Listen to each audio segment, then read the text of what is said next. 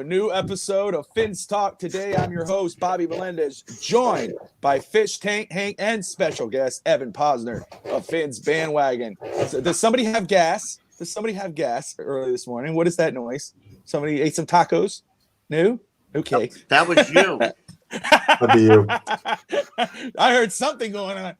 Ender, Steve, everyone joining, whether you're watching on Facebook, Twitter, or YouTube, thank you for tuning in. Smash that like and subscribe button. Fish Tank Hank, my brother, it's been a little bit. The Dolphins played on Thursday night. We haven't spoke to you. I spoke. What's up, Hammer Time? I spoke to Evan on the post-game show. We had some raw reactions. But first off, before we get into the game, how are you doing today, my friend? Man, I'm doing fantabulous, to be honest with you. I'm here showing my support for number one today. So I wore my jersey to show support for him. Hopefully he's doing all right. But no, I'm doing great. I mean, it sucked that we lost the game, but there were more important things kind of going on at the time too, you know. But yeah, we lost that game, and hopefully we're going to get a nice turnaround. But we're going to talk a little more about that in a minute, because Absolutely. I have some stuff out that you and Evan haven't even touched on yet. So okay. I'm going to be there for you. Let me ask you this, hurricane-wise. I mean, there's a lot of devastation there. We're praying. We're wishing for the best for everybody down there. Our thoughts and prayers are with them. How did you do during the hurricane? Well, I'm sitting on my porch right now, and that tree right there used to be a lot taller. Okay. Okay. Well, thank God you guys are okay. You and the missus. Evan, besides the water came up by the pool, and then the pool was overflowing at night when the winds were going. So it got it dumped a lot here in Orlando. So Gotcha. Evan, besides obviously how you're feeling with media coverage and the Dolphins losing, how are you doing personally, my friend? I'm doing great. I'm happy to be here. Just busy weekend with the kids, and this is a nice little break There you go. There's a nice little break in between the weekend, and it's nice to talk Dolphins and talk to you guys, because we have a couple shows going on today on the network, but it's actually, we are not going to be no games tomorrow, so it's actually a weird kind of weekend. We haven't had a game on a Sunday yet, so it's but I'm having a great time. I'm happy to be here with you guys, talk Dolphins, see my dad, and see you, my brother. So I'm happy to be here. Awesome. Well, let's start off with Fish Tank talking about that game, because Evan and I have touched on it. We were doing the post-game show that night, late in the evening, because we wanted some raw reaction. But the Dolphins, who started the season 3-0, fell to the Cincinnati Bengals. It was a very close game. I think it was 15-14 at one point. The game ended up finishing, 15-14, finished the game 27-15. The defense, who was doing really well against the Bengals, finally broke towards the end. But the bigger story was the loss, was the injury to Tua, the scary injury, another scary situation in 2 weeks. That's the big controversy here. It was the Buffalo game where he was pushed back and he hobbled. Was it a back injury? Was it a concussion? This one here, we know it was a concussion in this game here with the Cincinnati Bengals. Another scary thing with the fingers, and they keep replaying it. But the game, I would love you to just recap your reaction to the game itself and what you saw, and then of course the scary injury situation with Tua. Your reaction to that. Well, the game was a back and forth battle. I mean, I was on the edge of my seat, for the whole game.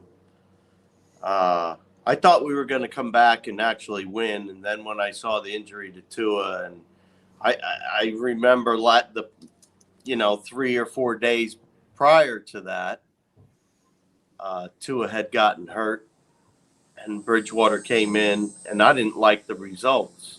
So I didn't like the fact that Bridgewater was going to be going in. And then when he went in, he didn't even look ready. It's like he couldn't get the plays off. I didn't know what was going on. He's taken all the time in the world, and they should have been in hurry mode, flipping through his little wristband thing through all 3 pages like he didn't know what was going on. It really irritated the hell out of me. But he was not prepared. He was not being a professional. He's getting paid millions of dollars, and I don't think he was ready. That's my opinion on that with Bridgewater. And I hope he doesn't start. I hope they start Skyler soon if Tua's out. See, nobody's talking about that, but I think Skyler's better than Bridgewater. I like Skyler better, but of course, it's a rookie. They're not going to start him. They have Bridgewater there for a reason. They say he's what's going to take us through it, yet he hasn't been kept as a starter on anybody's team, right? So now we got this guy that's supposedly a great backup because of this and that and the other thing. He isn't all that great. Put the kid in. That's my opinion on the whole thing. And as far as the injury goes, it's football, folks. People get hurt. It happens. And I think as far as Tua getting injured, he was whipped to the ground. And that's supposed to be a penalty nowadays. Not that a penalty would have helped his situation, but I'm just saying that alone should have been a penalty the way he was whipped to the ground, because he literally whipped him back. And they say that you're not supposed to do that anymore. Like you're not supposed to fall flat on him purposely either on the quarterback anymore. You're not supposed to do the splat thing to them anymore. So lots of different things, happened on that play. But it's football. The guy got injured. I'm not concerned about what happened 3 or 4 days before, because for everything I know, being I'm not a medical guy, first of all, I'm not a doctor.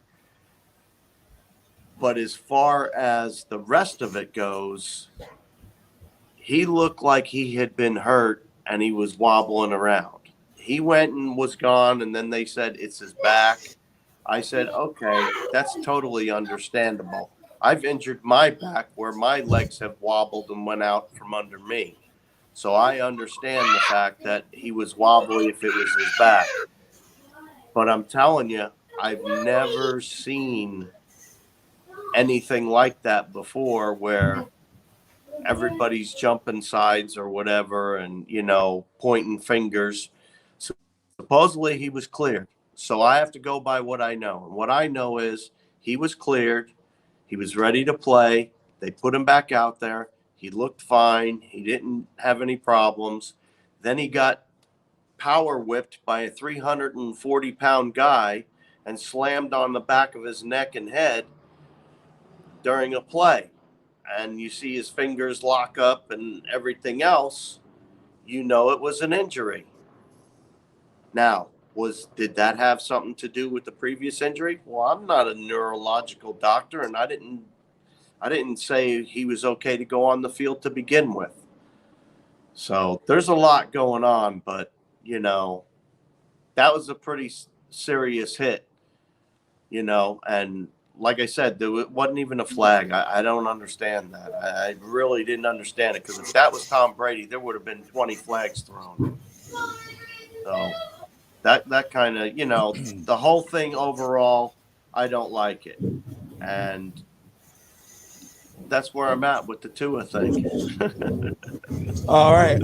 Evan, I know you're. So what do you guys think about Skyler? All right. Well, Evan, I'll let you answer that.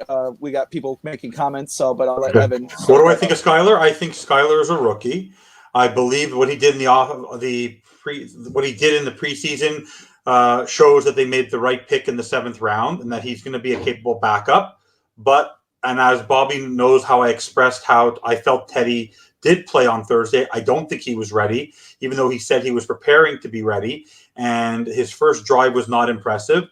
He did make a beautiful throw to Tyreek. He did have certain plays I think the game was not adjusted well enough for Teddy's skill set.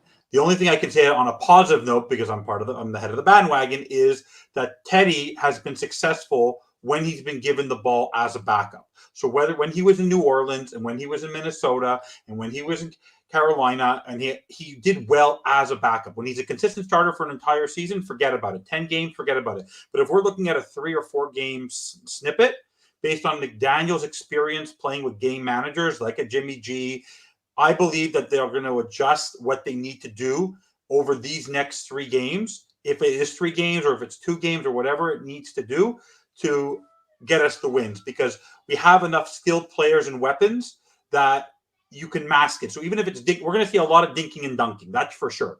You're going to be seeing a lot of short plays, a little bit of what we see in the past couple of years. But I think the scheming of McDaniel is going to enable us to win. I would love to have a Skylar Thompson, similar to when we had Fitzmagic, where a guy can literally go throw the ball downfield all the time and go with these big bang plays. But for right now, we're in a good spot at 3-1. We need to bide our time until Tua gets back. So I understand why we need an experienced guy there to sort of like mend everybody and get us the next necessary wins. Like Teddy Bridgewater, they're paying him $6.5 million as a base, up to $10 million if he hits certain elements. He's a top paid backup. They believe in him. I'm not a big fan of his, but I think he's a capable enough guy as a backup based on what we have around him to win us those games. I don't think I would bring in Skylar Thompson if we were 0-3 and we need to get these big wins. I think if now to get us through the next couple of games, I'm okay with Teddy for right now. As I said at the beginning of the season, the only time I could see Skylar coming in is if the season was lost and Tua was benched. That's the only time with Tua being hurt. It was Teddy Bridgewater's team. I will say though, I know raw emotion, all that whatnot, but I will say, as Evan knows, is that I believe, and I see in the comments here that I'm not being, that people are on that side as well, that I don't think Teddy did bad in the situation. I think the playbook wasn't accustomed to him, but he was 6 of 7, as Steve is pointing out in the first series. He had a beautiful touchdown pass, but Tyreek completed that play. He was scrambling out of the pocket, making plays. The offensive line after Teddy came in was getting bullied. Terran Armstead and Greg Little getting pushed back by Hubbard and Hendrickson. It was all around a team flop. I don't think at all, and that's from start to finish, in my opinion. I think that it was solidified after Tua was taken out, because even Tyreek said throughout that football game in the second half, they kept asking a lot of these players, including Tyreek, how's Tua? Their mind was not on the game. It was on Tua. That's how the game was impacted in regard to that situation. I think Teddy did enough. He's a $6 million backup, but he played well enough. If you look at his numbers, and I mean this, and you compare him to the week before, it's similar numbers to what Tua did. That if Tua had the same numbers, people wouldn't be complaining as much to Teddy's numbers. It's just because Teddy is Teddy. But I think Teddy did enough to win. I think the team overall just flopped. Defense was doing enough to win the game as well, holding the Cincinnati Bengals until the end, where offense couldn't score any points, and it finally became 27-15. I'm not as worried about Teddy starting as most people. No, I'm not worried. I just don't. I'm not a Teddy fan. I'm going to root for him to do well, of course. But if you ask me, I would put Skylar in, because I think he's got a much stronger arm, and this offense is built to go deep. And Teddy Bridgewater isn't the man to run the show. His arm's not strong enough. Well, he made a deep pass. That was the complaint on Tua this year. His arm wasn't strong enough. I'm sorry. Oh, Evan muted himself. I thought I muted him by mistake. But that was the complaint on Tua. But when you have players like Tyreek Hill, Jalen Waddle, and the weapons that they've, Chase Edmonds and Raheem Mostert, who had 69 yards on how many carries last week, you should be able to do enough. Any quarterback you put back there should succeed. I would not risk putting Skylar in right now, just because, again, I think if you put Skylar in, there might be a controversy. When you put Teddy in, there won't be a controversy. No, I wouldn't put him in right now. I would love for him to go in. There's a difference. I would never put him in right now. I wouldn't do that. Trust me. Teddy Bridgewater's there for a reason, like I already said. Yes, they have him there for a reason. They're paying him lots and lots of money. They like him. Good. I'm not a Bridgewater person. I just I'm just telling you, if it was up to me, I'd rather see Skylar. And I would say this: you don't have to be a Teddy Bridgewater person. Teddy Bridgewater is our backup quarterback. He's a backup for a reason. His job is, and he's the backup. This quarterback too. His job is when, if Tua, God forbid, which Tua did, for again to go down, he comes in and plays. Now, he's not going to play. He's not going to be exactly Tua. He's not going to come in and be Russell Wilson or anybody. He's a backup quarterback. And if you looked at the numbers weren't bad. That interception that he threw, and this would have been hammered down if it was Tua. The interception that was thrown at the end that everybody was criticizing for proved not to be an interception. The ball was on the ground. So the fact is, if you took that away, it would have been 1 touchdown in the numbers that he had and the rush and escaping the pocket. I'm not saying he did horrible. I'm just saying. No. I'm just saying that with the next 3 games, and we're going to talk about this, that I know a lot of people, especially now, because there's a lot of high expectations for the Dolphins with Tua, with the weapons that we have. But I do believe, and again, and I think Evan pointed this out a little bit, and I agree with him on that day, it was more of a coaching thing too. I don't think the coach, which I'm a huge fan of McDaniel, especially how these gone out. Play calling was awful. As soon as when it went off, it just was bad. It would just seem like they weren't ready. I think they will be, though. I think these 10 days they'll be prepared against the Jets. Hank, I want to make this point to Hank. I'm sure you noticed it during the game, and I said this during the post-game show. With Tua, you never knew what play was coming. You didn't know if it was going to be a run. You didn't know if it was going to be a pass. It was shades of Jacoby Brissett, where McDaniel went to the old, what we used to do, first down, run, second down, run, and then he'd have one throwing on third if we didn't get. And that's not the way to win. That's why we were successful, because no one knew what was coming. People didn't, because that's the thing about Tua, is that he's been very unpredictable in the fact that he can do so many different things. People know what they're getting with Teddy, because Teddy is who he is. Tua is still growing as a quarterback, and we're seeing what he's capable of. So for me, like I said, I'm okay with Teddy. He'll do what he needs to do. I don't think there are many other backups I would take in the league right now over him to get us through the next few games. And that's why we signed him. And that's why Bobby was happy when we signed him during the offseason, because we knew if, God forbid, Tua got injured, at least there's a capable NFLer who's a good guy, who's a team player, who will be there. Now it's up to the coaching staff, which we've been bragging about all offseason, who needs to now build a new scheme around him. I just want to say, everyone who's tuning in, Jeff, Cat for Life, Ender, Dolphins Thirsty, Steve, all you guys, California, everybody, thank you for tuning in. You're watching Fins Talk today with Fish Tank Hank and myself, and special guest Evan Posner of the Fins Bandwagon. Like and subscribe if you haven't already.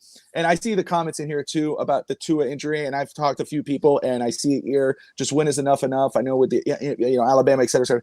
I know that's a conversation that could end up happening down the line. I don't want to talk about that now, but I get where you guys are coming from. I want you to know that I see you. But let's talk about this very quick. Well, no, I'm going to go to Evan very quick before we get to the 3-1 star. Evan, because I know you have something to say.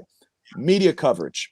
The media coverage. We knew Thursday night what was going to happen. We knew this was going to be a conversation. You knew how you were going to react to this. You said you weren't going to watch it. You did. You failed that litmus test. Tell me what you're thinking about the media coverage on Tua's injury right now. Right now, the media coverage has been absolutely disgusting. And the reason why I say this is there were a couple of – we know what we're going to get with the clickbait artist of Stephen A. Smith. Someone needs to be fired. Mike Florio, someone needs to be – all these guys, Mike Florio, Chris Sims, Peter King, all these people, Marcus Spears, Ryan Clark. No one said anything. Everyone talked about this game, how it was Tua versus Joe Burrow. Ryan Fitzpatrick, during the pregame show, did an interview, and he sat there for 2 hours with Tua, and he said he looked perfectly fine. Tua was tested by independent doctors Sunday at halftime, Sunday night, Monday, Tuesday, Wednesday.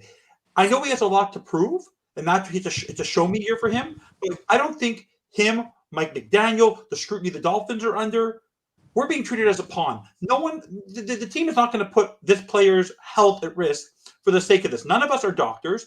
They all need to shut up. There was only one person who said the right thing, which was Joy Taylor, saying that if you have a problem, go to the NFL and talk about how they have to be more stringent. If someone bangs their head or there's a sense that it has to go through any concussion protocol, and the rule is no matter what, he has to sit out the rest of the game and the next game, no matter what, fine, I'll live with that. But don't start saying that you have to apologize to everybody because you didn't press on this. Rich Eisen, who's a leader of NFL on Sunday, spent 12 hours talking about over the week, Monday, Thursday, salty Tua, how impressed he was in the post-game press conference, how great he was going to be. Then he comes on the show the next day yesterday. Oh, I don't think he should have played. Monday morning quarterback, kiss my ass. I'm sorry, my language.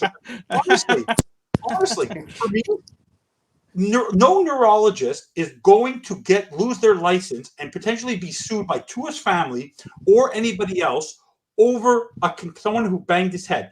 I truly believe that everyone reacts differently. When he wobbled, you know it's concussion. Who made you a doctor? I'm not a doctor. Bobby's not a doctor. You're not a doctor. Oh, because you played in the NFL before? I don't care. You're not there. We don't know what happened with Flores and Ross. We can assume what happened with them. We don't know what happened between Flores and Tua. We'll never know. Everyone can speculate all they want. Tua, all that should matter is Tua is back at home, and that he's with his wife and he's with his family, and he's going to get the rest that he needs and go through all the protocol that he needs to get better. That's all we should care about. To go backwards and start judging the Dolphins in the end are going to be treated like a pawn, because it's going to be between the NFLPA and the NFL on what went wrong, and they're using the Dolphins as the pawn. And how this became a political issue where a congressman from New Jersey is writing a letter to Stephen Ross and Roger Goodell over this? It's a workplace injury, and I don't care that concussion. Like Hank said, it was almost like a horse tackle. I understand why he got hurt, because of the way he was thrown down, not because of what happened on Sunday. So they have nothing to do with each other. They're mutually exclusive. So you want to know what? Unless they want to get a doctor on there who's the one who investigated, who talked about with Tua, and knows what happened, and it's released. Fine, but you guys have no right to then say Tua shouldn't have been playing. Shame on the Dolphins. Someone should be fired. Who should be fired? You, for being clickbait artists. Thank you. I want to say something real quick. Yes, sir. Not on Evan's point. I just want to talk to the folks out there real quick.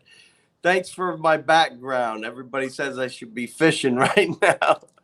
Just this tree right over here used to be quite a bit taller before the storm came through, though. But no, it is nice out now. It looks beautiful. Yeah, that's Lake Bryan behind me. So I'm going to say, though, Evan, all great points. And the thing with the media, though, we understand this. We're complaining, but the media, it's clickbait. This is their job. Mm-hmm. This is the sexy story. They're going to want to talk about this. They're going to want to hammer down on the Dolphins and this situation. They don't want to talk about, which independent neurologist is going to get fired? What is this? They're going to talk about the Dolphins, because the Dolphins are the bigger story. So it's not going to end anytime soon. They're going to talk about when Tua does come back. I know McDaniel said, if he's able to, if he doesn't start, it's going to be Teddy. We know Teddy's going to start on next Sunday. We know there's not going to be Tua, and no way the Dolphins are going to do that with the eye of the storm focused on them. But no, absolutely, you're absolutely right. It is frustrating, but we knew this was going to happen because that is their job. Our job as fans and here are to believe it. If you believe the media most of the time, you're gonna be mistaken. Their job is to, it's negative. It's to get you angry. It's to get the most clicks. I notice if you go to YouTube too and you look up the most crazy headlines, whatever, Tua the bed or something. There's a 20,000 views compared to Tua's happy, with 10 views, because people love the negative stuff. So if you don't, then ignore it. Until then, they're going to keep doing it. We can't catch a break. Feel bad for Ross. Everything he does, football really just doesn't fall in his favor. Hell of a guy when it comes to community. No one can take that away from him. But, man, why us? Hammer time. Yes, Evan, totally separate. And Tua is a grown-ass man. It's a sticky situation, right? I mean, and I know where people are coming from. And I saw, and I don't want to ignore this gentleman. I saw, let me pull him up. Dolphinier, and I appreciate you watching. Tua's trainer says he's good too. So is he wrong? I don't think he is, because he talked to Tua, and Tua has released a statement. He says he's doing okay. That matters. Okay, that's great to hear in regards of off the field. He's great. He feels great. No lasting issues. That's what you want. He's a human being. He's Dolphins quarterback. He's a husband, a son, human being. Dolphins quarterback fourth. What's more important is his health, and it's good to know that he's doing okay. Yeah, I don't want to rush him though. No, but I want to make one quick point. If people are saying this is all a Dolphins conspiracy, like they are on these clickbait artists, the doctors at the I am telling you, Ross during his suspension must have planted Miami doctors at the Trauma One Center at the University of Cincinnati, who within 2 or 3 hours released him from the hospital and said it was okay for him to fly. So, and then he was on the plane next to McDaniel watching MacGruber. Okay, like the guy. This is not a general conspiracy. It's not like the whole thing. I don't know what it is about politics, what sport. Why these people think that everything's a conspiracy and everyone's trying to hide something? What? Honestly, it's crazy. I will say too. Come to Canada. No conspiracy in Canada. Yeah, I will say, we're talking about Dolphins not catching a break. How about Tua? The guy has not been able to catch a break any part of his career so far. It's with finally coach that believes in him, players that believe in him. You could see you could see that he's radiating with self-confidence. You could say whatever you want about his play. You could say whatever you want him as what you ever believe in, but you can't deny the self-confidence has done him well this year with Tyreek and et cetera. It's just one thing after the other with this kid. And you hope that he gets healthy enough to continue this season to play right. And hopefully it's not some sensitive issue where if he gets hit again, football move or not, it doesn't start a chain reaction. Because Evan, what I was thinking about, and Hank, you probably remember this, obviously, but when we had like Trent Green, remember Trent Green that 1 year? That first hit, he was out, he was done, it was over. Yeah. There's so many situations like that, and I pray that's not like that. And I can understand people talking about Tua's health. I leave that to Tua and his family, but in regards to that, as a human being, I hope he's doing well, and it obviously looks like he is. On the field's a different story. But let's talk about right now the 3-1 start. Hank, start of the year, sir. I said 2-2. We talked about it. New England, Baltimore, win-win for me. Then a loss to Cincinnati and to Baltimore. Right? What was it? Buffalo, 2 losses with those two guys. You had it different. I think you had it 4-0 when you started. Right? I had it 3-0 and 1. First started, I had 3 wins, no losses, and a tie with the Bengals. A tie with the Bengals. Did you have 2 ties? Yeah. I thought you had a tie with the Patriots later in the year. No. Tie with the No, Bengals. I'm going to correct him. He had a tie with Buffalo, and then he had a tie with the Bengals. I'm going to correct him. Exactly. Well, I knew the tie with the Buffalo Bills. I thought it was a tie with Patriots. I'm gonna go back and look. No, at that. He shifted. I could be wrong, but I could have sworn. It's okay. But when you had asked me, I said that we were going to go 4-0 at the beginning of the season. Yes, you did. But right now the Dolphins are 3-1. Yes, they are. Unfortunately, it's 3-1.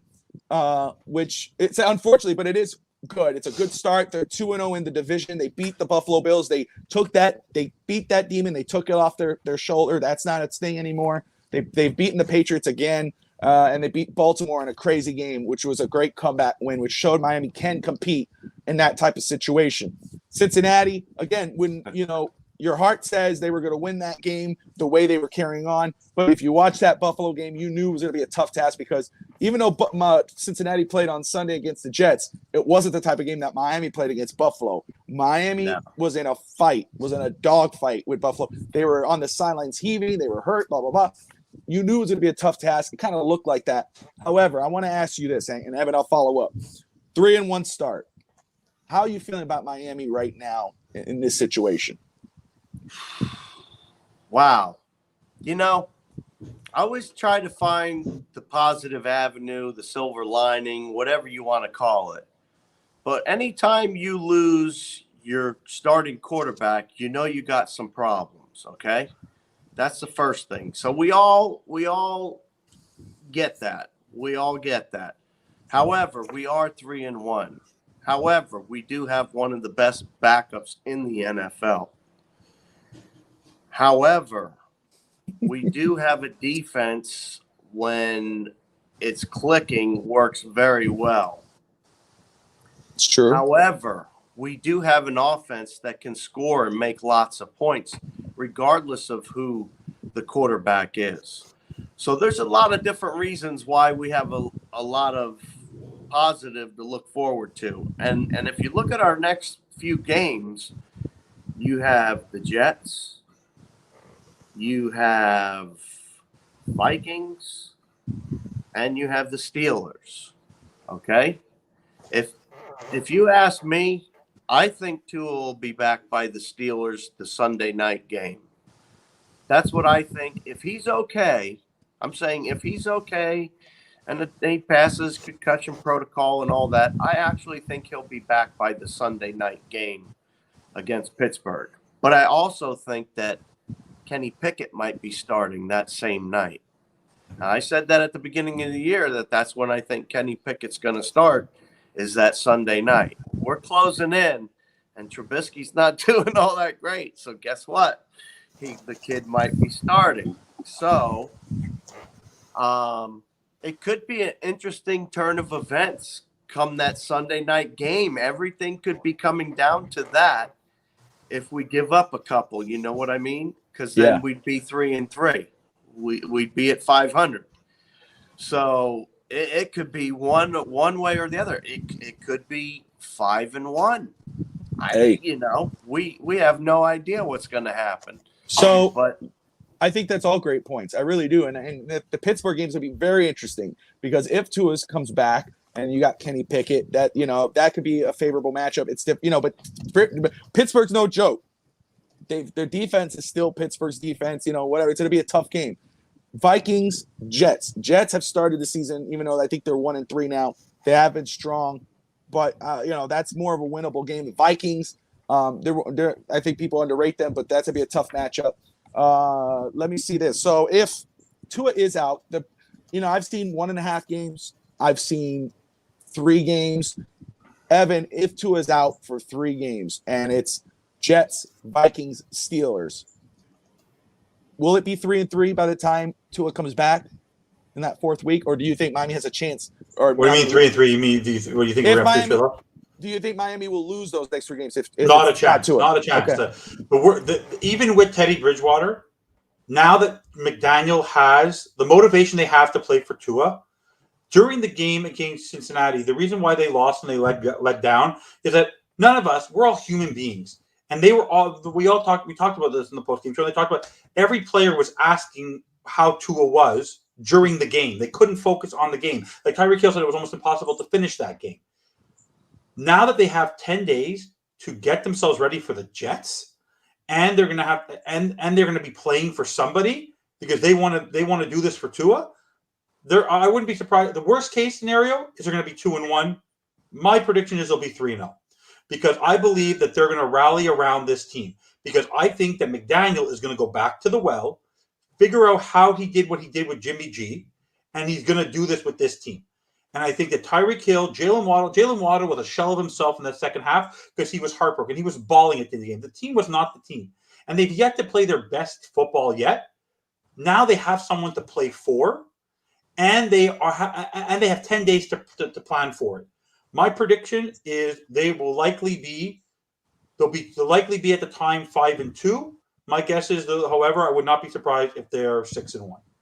And the worst case scenario tomorrow in the AFC is that they're tied for first in the AFC. At the end of tomorrow's games, the worst case is we're still going to be tops in the AFC heading into week 5. That's not a bad place to be, and we've yet to have our full staff. My biggest concern right now is not just Tua; it's the other injuries. It's the fact that Little hasn't been great, and with Jackson, Howard. If we possibly have Jones back, but we don't have Howard. Like right now, Tua's not there, but if Howard's out, as we saw how he's been, that gives me concern because if we lose the captain of our offense, our quarterback, and the captain of our defense, and Howard, or who are supposed to be, that concerns me a little bit.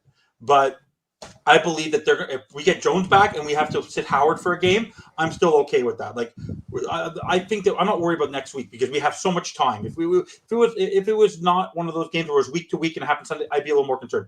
Now they have fire in their eyes. They know Tua's okay, and they're going to do everything they can to bring back Tua. And I think Bridgewater is going to rise to the occasion. I think for him, this is a show. For him, this is important for the next 3 games. He wants a contract next year. He better play well over the next 3-4 games. For sure. Yeah, you were given Bridgewater accolades for what he had done when he came in. Well, he didn't look prepared to me at all. So imagine him with this 10-day period with McD. Yeah, he might come out and blow up. Yeah. You don't know. Teddy might come out and just blow up these next 2 games. Not about accolades. It's about that he did well for coming in my situation compared to what other people said. I'm just saying you mentioned many things over and over that Teddy had done right to me earlier. So I'm saying with that said, he also should do much better. I agree with that point where these 10 days, now that we know who's the starting quarterback and he's going to have time to prepare and get those first team reps. And this is my main thing too. And Bobby, can you just make one of those? Can you just note one of those stupid comments, like someone saying Tua died, Miami lied? Look what is this crap? Like this is not this kind of the podcast we have where people are saying all this negative nonsense. well, Miami lied, Tua died. What is this nonsense?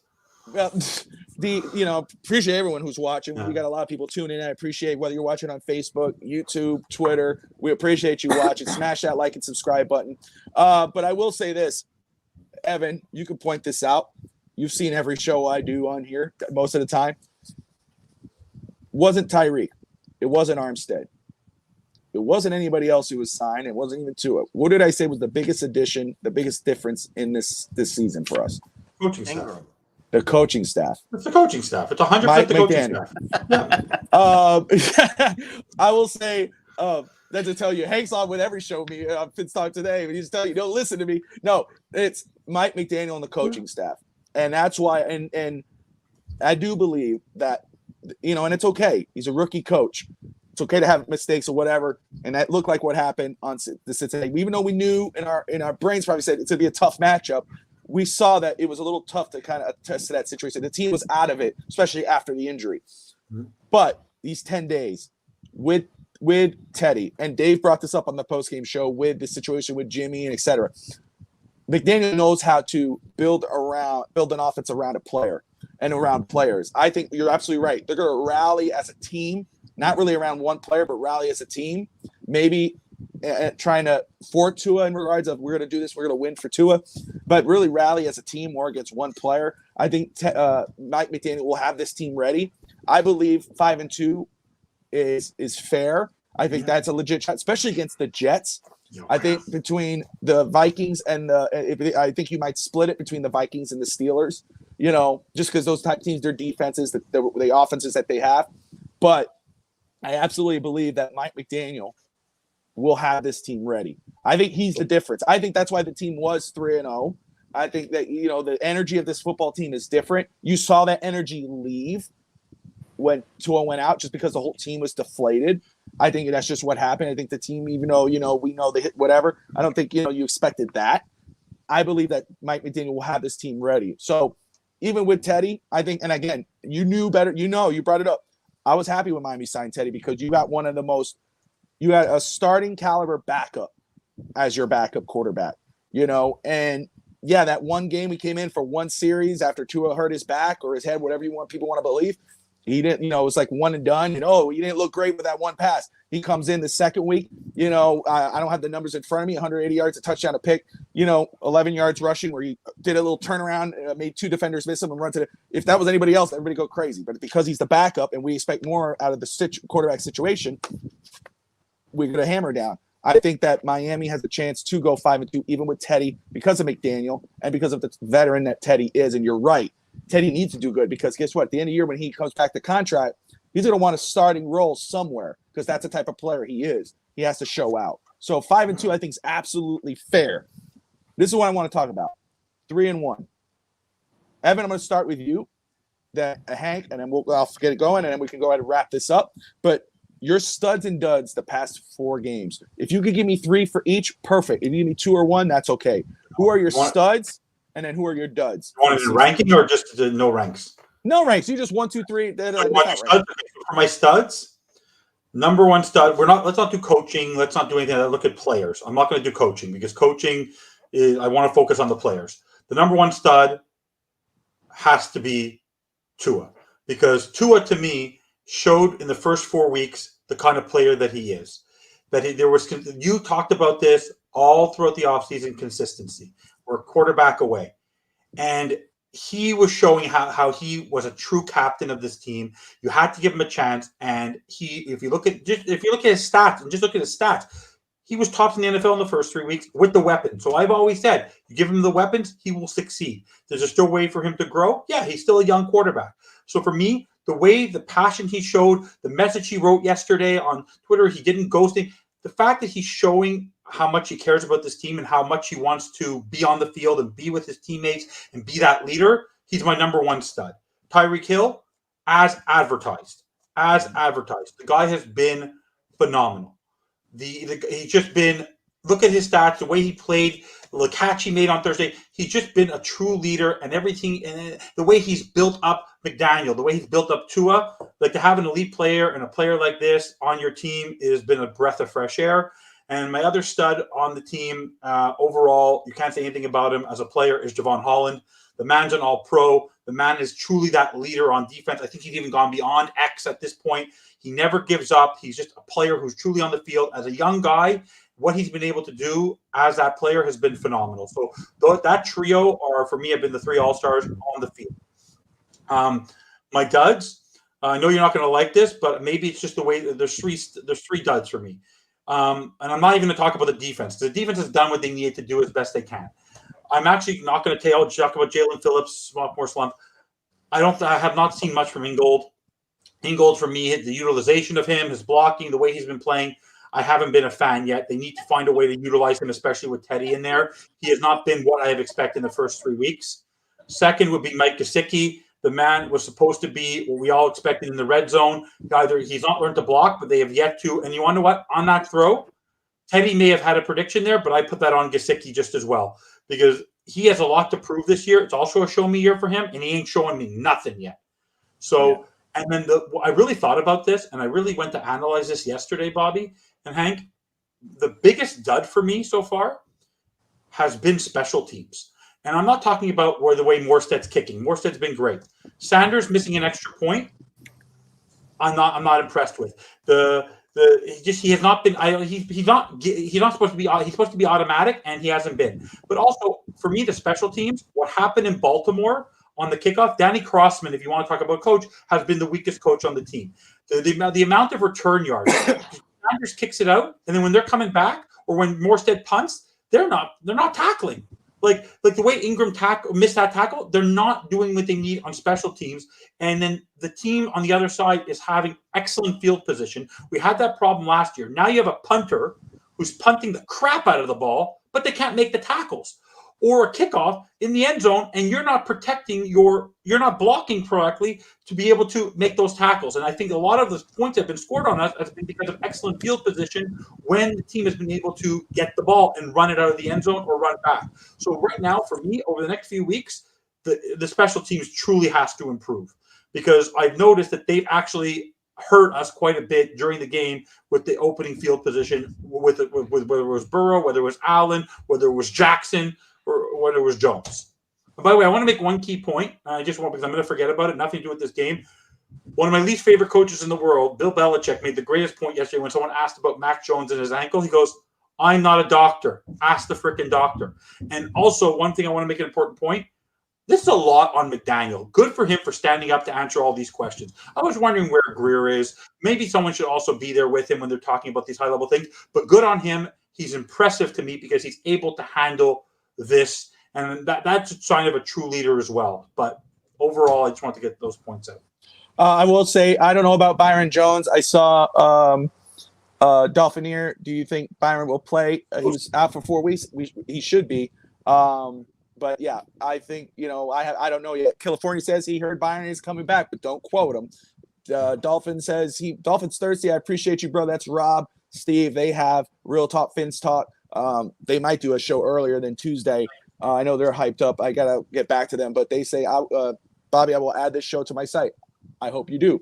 It's been interesting so far. I will say though too, you brought up special teams. You brought up Jason Sanders. You're absolutely right. And that was one of the biggest issues I had last. What did we talk about? Keys of the game was leaving points on the field. When you're playing a team like Cincinnati or Buffalo, whatever, you do not leave points on the field. You need to score every chance you get. And twice he was unable to do that. Probably more, but I'm just remembering two specific ones. But yeah, so I agree with that. Mr. Fish Tank Hank, my brother. Yes, sir. So your studs and duds so far for the season. Yeah, back at you, brother. God bless. What are your studs and duds, sir? One of my studs, I mean, we got to give it to Tua and Tyreek. I mean, that's kind of a given, to be honest with you. So I'll go into my third, and for me, it's Ingram. I think Ingram has played a great game. He's been the one getting the pressure in the backfield. He's the one that's been causing havoc. So my hat's off to him. As far as duds go, our punter, in my opinion, currently is out kicking the coverage. Okay. That's the issue there. He's out kicking the coverage. See, the coverage is used to getting to the man a little earlier than they're doing it. So they're starting to move in and they're narrowing it up too much by the time they're getting there, and it's leaving the spot for somebody to run, in my opinion. That's what's happening on their coverage. But as far as duds go, Evan's right. Kicker Sanders hasn't been holding his end. They did leave points on the field. You're right also, Bobby. So you guys basically already covered everybody. My other dud, though, is Phillips. I haven't seen or heard Phillips really doing much of anything. Yeah, had one sack this week or on Thursday night. He did have a sack. Yeah, there hasn't been a lot from him. That's all I'm saying. I understand. I'm kind of surprised. I'm actually really surprised. So I get it. No, I think they're good. I mean, when I thought about it, I know it could be easy to say, but your guys are absolutely right. I think especially Evan hitting the nail on the head. There's a lot of talk, and there still is, on Tua.